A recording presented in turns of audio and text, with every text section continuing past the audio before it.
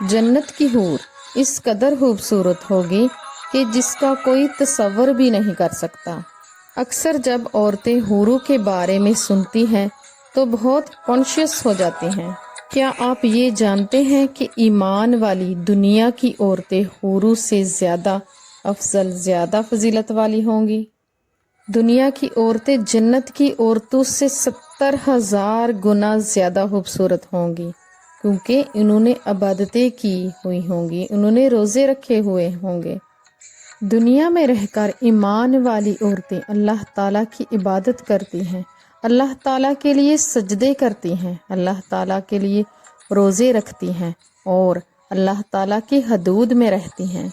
हूरों ने कभी अल्लाह ताला के लिए रोज़े नहीं रखे, नमाजें नहीं पढ़ी, सजदे नहीं किए।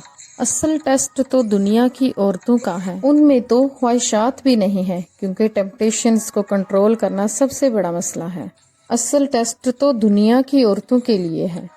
इसी वजह से अल्लाह ताला दुनिया की औरतों को अपना नूर देगा, जिसकी वजह से वो जन्नत की हूरों से कई हजार गुना ज़्यादा खूबसूरत होगी। एक दफ़ा हजूर पाक सल्लल्लाहु अलैहि वसल्लम से उम्मे सलमा रज़ी अल्लाह ताला अन्हा ने पूछा, क्या जन्नत की हूरें ज़्यादा अफसल हैं या दुनिया की औरतें? आप सल्लल्लाहु अलैहि वसल्लम ने फरमाया, बिन्निसाउ दुनिया, यानी दुनिया की औरतें।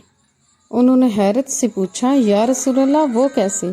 हम तो मिट्टी से बनी हैं, गंदगी से भरी हैं, वो मुश्को अंबर याकूत से बनी हुई हैं, वो तो पाक पकीज़ा हैं। हुज़ूर पाक सल्लल्लाहु अलैहि वसल्लम ने फरमाया, नमाज की वजह से, रोज़ों की वजह से, इबादतों की वजह से, अल्लाह ताला को सजदे करने की वजह से जो औरतें दुनिया में रहकर अपने आप को ज़ाहिर बातिन को महफूज रखती हैं, इसी वजह से अल्लाह ताला क़यामत के रोज़ उनके चेहरों को नूर अता करेगा, अपना नूर।